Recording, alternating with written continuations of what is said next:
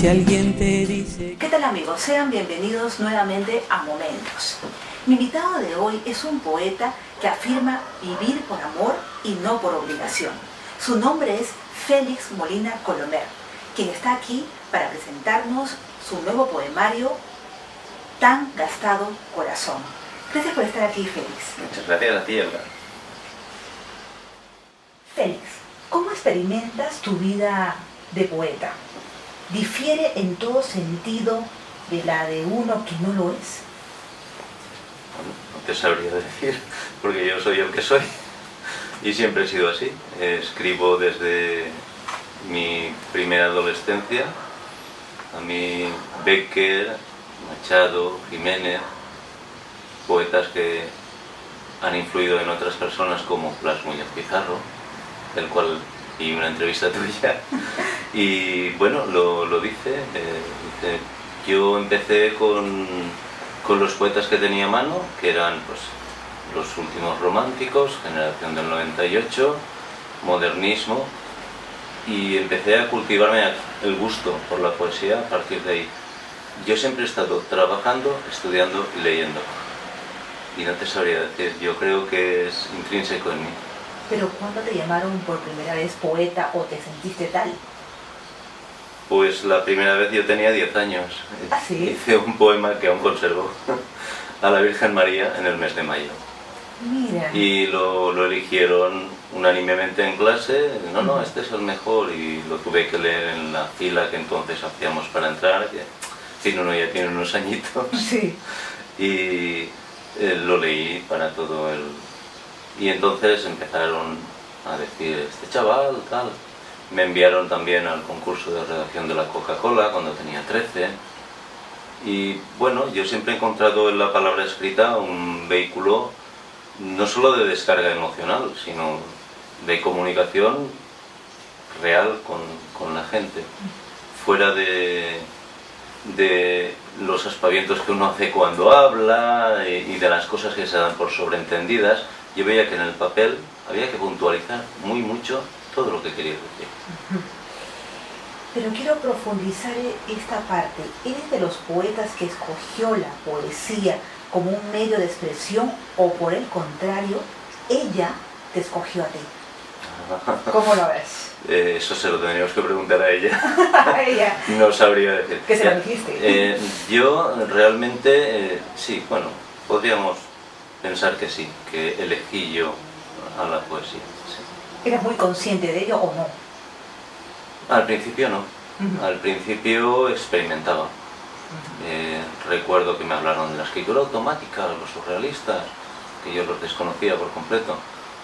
Aquí en España el surrealismo empezó a entrar a partir del año 74-75, habló a nivel popular, fuera de los círculos, y empecé a hacer escritura automática y vi que aquello no decía gran cosa, pero que si empezaba a poner algo de mí allí, aquello realmente podía comunicar, y así empezamos, hasta que llegó el golpe de Neruda, que se fue... ¿Se puede rechazar ser poeta o tan solo postergar el momento de serlo? Rechazarlo, a mí ni se me ha ocurrido. ¿Nunca? No, he escrito siempre como un hábito más. Habrá quien fume, Ya. yo me libré. Yo siempre he escrito. Lo que nunca tuve conciencia de si aquello realmente servía para algo, aparte de para mí mismo, ¿no? Para descargarme. Lo dije en mi primer libro, en el prólogo, ahí digo que escribo de una manera terapéutica. Hasta que finalmente encontré que aquello podría tener algún valor. Un valor más allá de lo íntimo y de lo personal. Entonces hablé con algunas personas, las cosas me las pusieron bastante fáciles y finalmente saqué, poco antes de mi accidente cardiovascular, ahora vamos a hablar de eso. Saqué mi primer libro. ¿Qué te demanda la poesía? En tu caso, ¿exige exclusividad plena? Yo no sé escribir de otro modo. de momento. Me he planteado, porque me lo han propuesto, escribir relatos cortos y pasarme a la novela. Me lo han dicho profesores, me lo han dicho amigos, pero hoy por hoy no me veo como... Un medio de comunicación es sí. La poesía. ¿De dónde vienen los temas para tu poesía? ¿Buscas inspiración en la gente, ciertas situaciones que observas o apelas a tu mundo interno? La última es la buena. Yo soy un escritor muy intimista. Yo escribo de mí, sobre mí, muchas veces incluso solo para mí. Y después me demando a mí mismo y demando a los demás si aquello tiene algún valor. Entonces es cuando puedo yo hacer el debe y haber y decir esto lo publico o esto no me gusta, es flojo, no comunica. Hay muchos versos tirados a la basura. ¿Eres muy autocrítico contigo mismo? Trato de serlo, y que no lo sea, mal camino lleva, pero creo que en ese camino hay que seguir profundizando, en el camino de la autocrítica, siempre. ¿En qué momento te sientes listo para escribir? ¿Cuando tienes la idea completa o vas escribiendo por partes? La idea completa no se tiene nunca, o por lo menos no es mi caso. Cuando empiezo a escribir, puede que tenga una idea, y esa idea es lo que trato de definir. Pero enseguida vienen como burbujitas a pegarse un montón de ideas más. Eso hace que la poesía a veces sea excesivamente discursiva. Cuando acabo el poema, lo guardo. Que coja polvo, que respire... ¿Por mucho tiempo? Como el vino. Depende, hay poemas que han llamado a la puerta y se han colado de rondón y están acabados. Me ha pasado varias veces. Tengo varios ejemplos en el último libro y es muy curioso porque yo mismo me sorprendo. Digo, es que no le puedo hacer nada, esto está así y es así. Es redondo. Nació ya agraciado. Perfecto.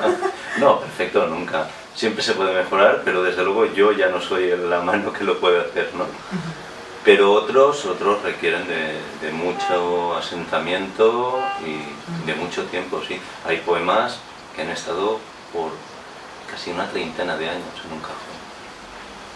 Retomarlos y decir, qué tontería escribí, pero de pronto decir, pero aquí está lo que quería decir. Y tengo que pulirlo hasta que salga.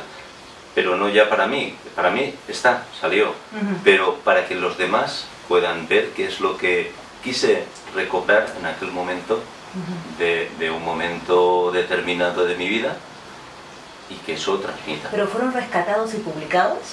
Sí, algunos sí. Algunos sí. Otros no, ¿eh?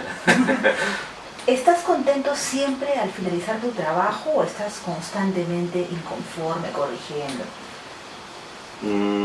Vamos a ver, contento o inconforme son dos términos un poco absolutos. Digamos que cuando acabo de trabajar me encuentro bien, pero con el prurito de seguir sobre el tema, seguir sobre esos versos o incluso empezar otros. Siempre queda algo, una sensación de inacabado, y a eso me hace volver, claro. ¿Pero te refieres a la idea o a ese poema que ya está casi listo? Puede ser a cualquiera de las dos cosas. Puede ser a cualquiera de las dos cosas. Ya te digo que hay ideas que atraen otras, como hay poemas que entran como un dardo y están acabados.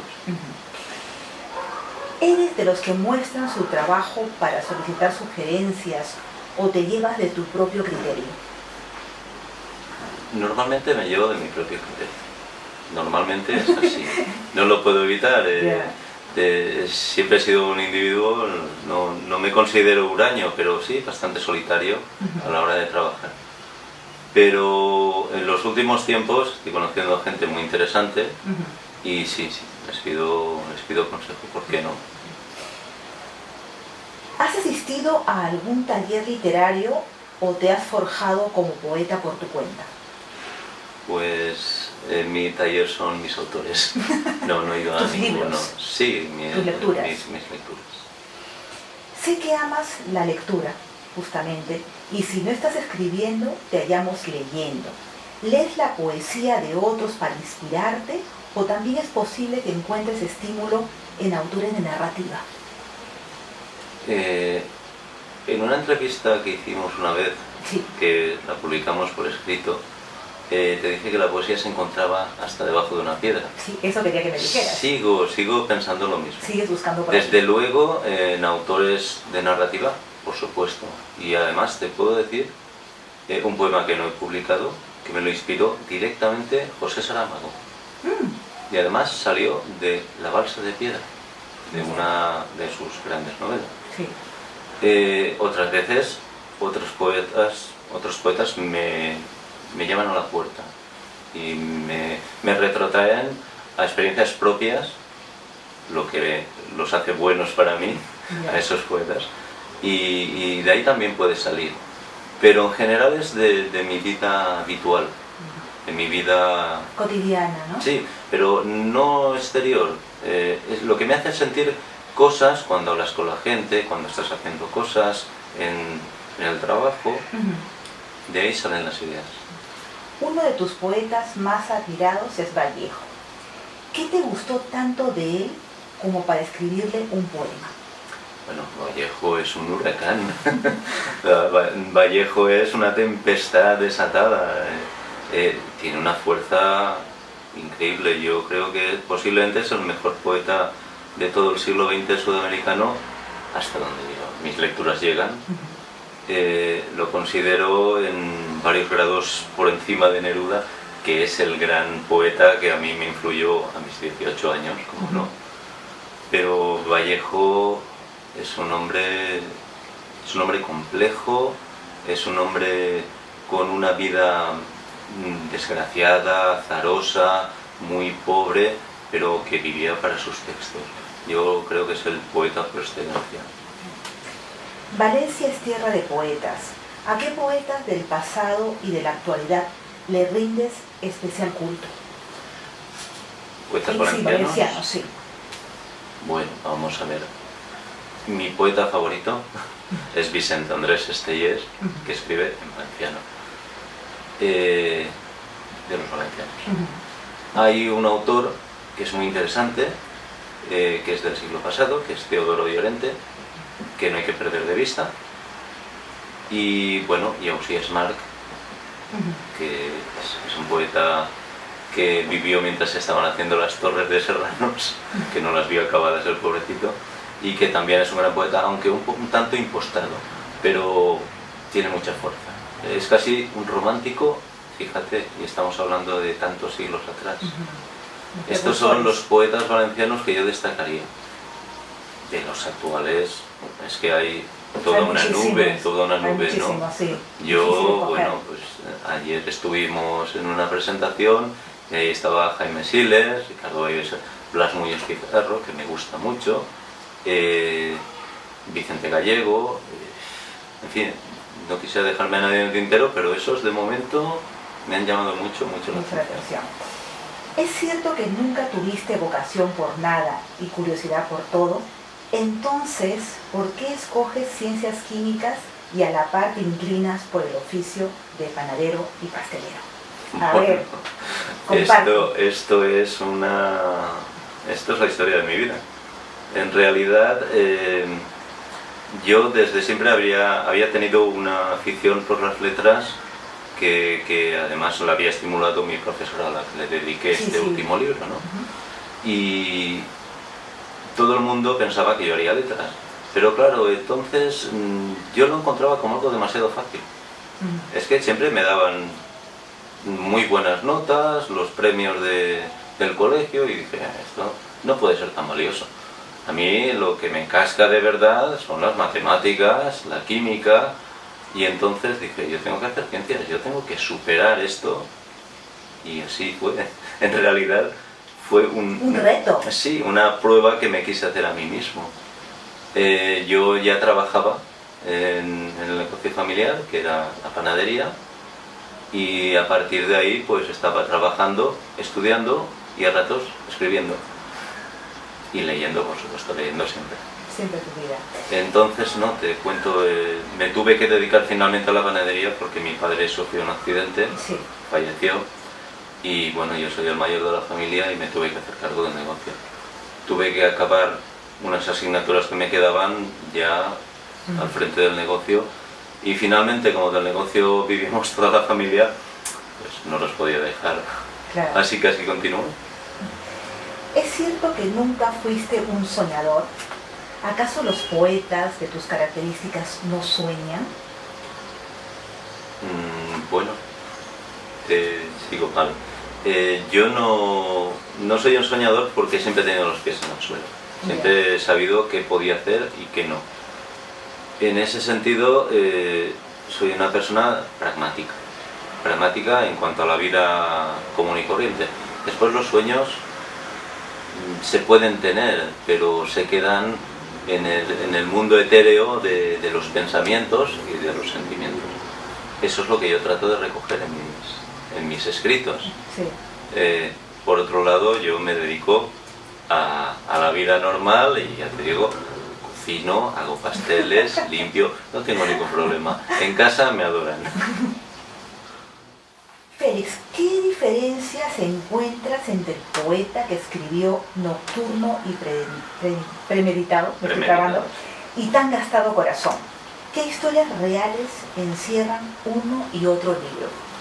Las historias son todas reales. Todas reales. Todas.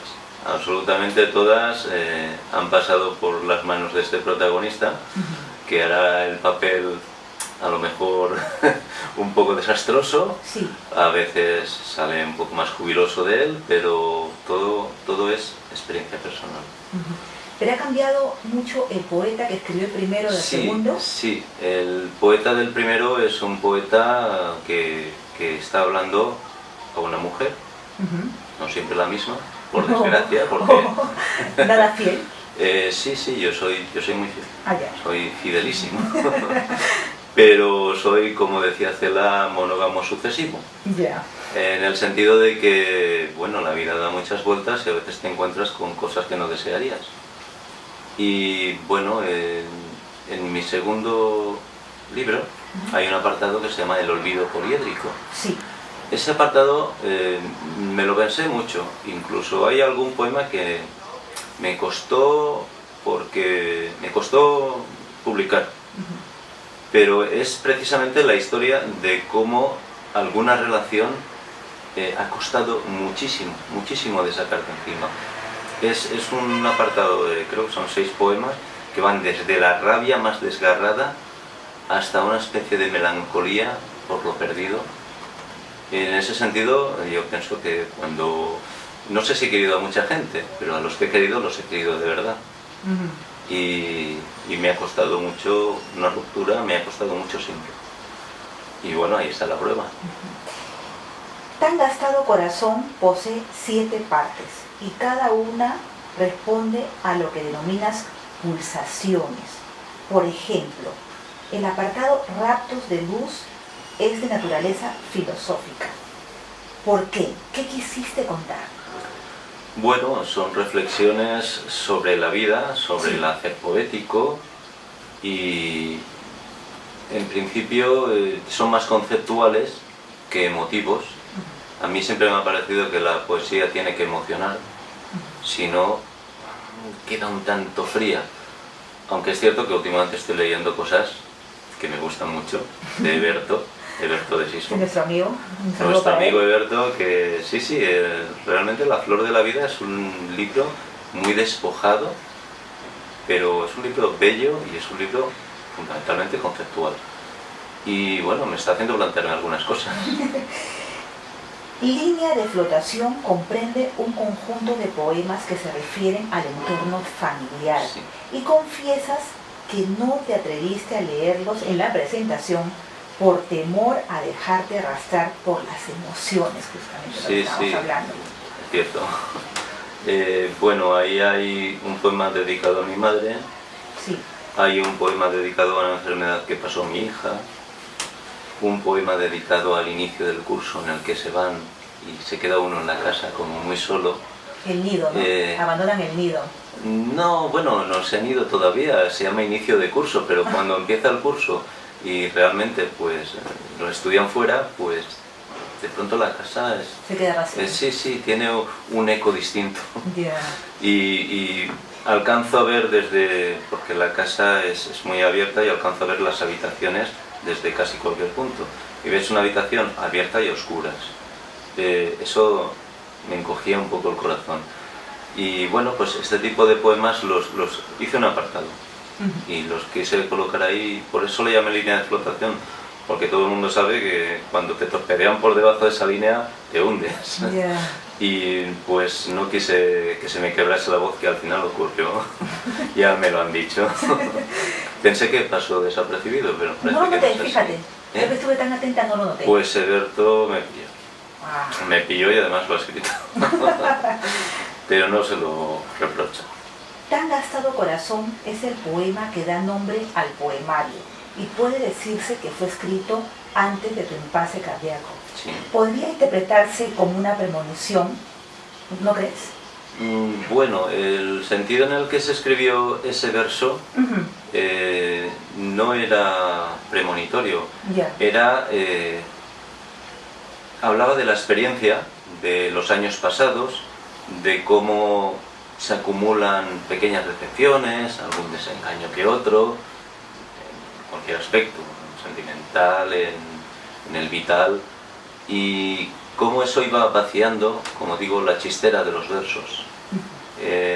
Si al principio escribir resultaba una solución, ahora escribir resulta un poco más castigador para el alma, ¿no? Más doloroso. Y por eso hablé de gastado corazón. No tenía ni idea de que podía pasarme lo que me pasó, pero luego me llamó la atención y dije, caray, y además es el verso final.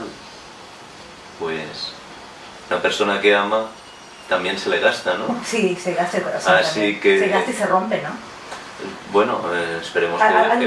esperemos que por otras experiencias amorosas me sí. refiero, de sufrimiento.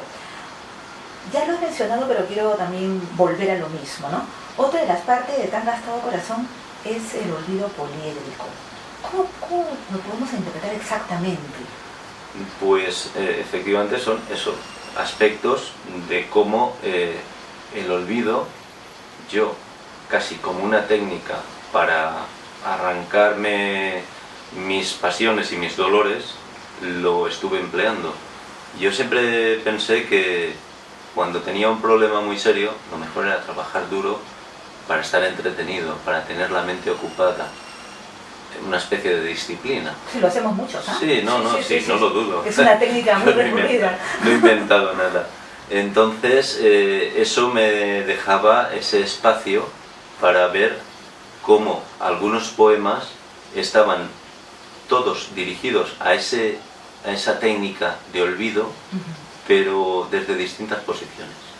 Como enfocado, el mismo núcleo enfocado con distintas luces, ¿no? Dando brillo a distintas facetas. Y eso fue, en realidad faltan muchas facetas, que aún tengo algunas. ¿Y de qué habla cintilaciones? ¿Son frecuentes los instantes de destellos y deslumbramientos? Sí, es muy curioso, pero originan en general poemas cortos, aunque alguno después se ha alargado. Ya. Pero en principio me ha ocurrido, yo no sé lo que llaman los budistas nirvana, exactamente lo que es, porque soy muy ajeno a las técnicas orientales, pero me ha ocurrido, y esto está en el poema Las vidas, quedarme mirando las olas romper y tratar de fijarme en una sola gota como salta, y también en una cascada de agua, ¿no? Y de pronto sentir una extraña paz, como si todo hubiese acabado, como si no hubiese pasión. Yo lo asimilé a ese concepto de nirvana que yo tengo desde fuera, profanamente, ¿no? Y dije, bueno, esto es como una especie de destello, una cintilación, ¿no? Y fue lo que me dio precisamente el título para el apartado. Este poema lo titulé Las vidas, y en otros son poemas cortos, muy curiosos, algunos tienen títulos muy musicales. sabes que soy músico. Sí, así es. Entonces, pues hay uno que se llama Coplilla, hay otro que se llama La Creación. Ese es muy curioso, ese salió de golpe. También es cierto que es muy corto, son 4 versos. Pero fue eso, la vista de unos ojos que me deslumbraron y de pronto dije, esto lo tengo que escribir. Y lo escribí de esa manera, desde fuera, tratando de que no me impactara íntimamente, sino que como dijera, observador, ¿no? Sí, que dije, no, esto es un hecho que me viene desde fuera impuesto y que me ha dicho, tengo que escribir, pero quiero decir que voy a escribir por esto. Es decir, no lo que me está ocurriendo a mí, sino lo que me ha venido impuesto. En Poemas con Nombre realizas un tributo a personas que son o fueron importantes en tu vida, ¿no es así? Así es. Bueno, hay muchísimas más personas, pero no tengo poemas para todos, por desgracia. Aunque sí que tengo besos y abrazos para todos, los que aún están vivos. Y bueno, ahí hay momentos también de encantamiento. Tengo un poema para un quinteto de viento maravilloso, el Liebe Quintet, que ya no existe como tal, se han formado, sus miembros han ido formando otras, pero dieron un concierto en el Jardín Botánico que fue absolutamente maravilloso. La gente se rompía las manos a aplaudir y bueno, yo salí encantado, los felicité y bueno, ahí está ese poema que después, leyendo las memorias de un músico francés, no te sé decir ahora el nombre, resulta que el poema ya estaba escrito y habló también de respirar música. Y dije, oh, demonio, me chafó al final, ¿no? Otros poemas, bueno, el de Pepe Lapasseau es un pintor que tengo muchos cuadros de él en casa, lo conozco, bueno, desde niños hemos sido amigos, he seguido toda su trayectoria, he escrito para algunos de sus exposiciones y bueno, es que esa se la debía. Y el de César Vallejo que hemos comentado, ¿cómo no? Solo quienes aman realmente lo que hacen, Félix, pueden dejar algo valioso para la posteridad. Bueno, eso es una pregunta que yo no me atrevo a responder. Yo te puedo decir que yo amo lo que hago y lo hago con todo mi corazón, con todas mis fuerzas, con todo mi interés. A veces soy muy absorbente o me siento muy absorbido, pero no me atrevería a juzgar lo que hacen otras personas porque he visto gente muy profesional, gente que hace muy bien las cosas y realmente son solo disciplinados. Y me resulta curioso, pero no lo hacen nada mal. Así que yo hablo de mí mismo, no soy quien para juzgar, pero desde mi propia perspectiva, sí, yo creo que hay que hacer las cosas de verdad a pecho descubierto. Félix, ha sido un placer tenerte en Momentos, he aprendido mucho, he disfrutado contigo, así que como siempre digo, nos volvemos a encontrar en el camino. Por supuesto, muchísimas gracias. Gracias por estar ahí, esto fue todo por hoy, soy Elga Reategui, nos vemos pronto.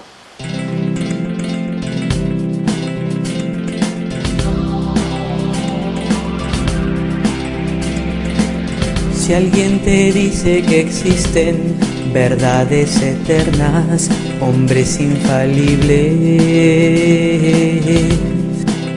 no le creas, no le creas, no le creas. O que tu vida es escrita sobre algunas cartas o allá en las estrellas.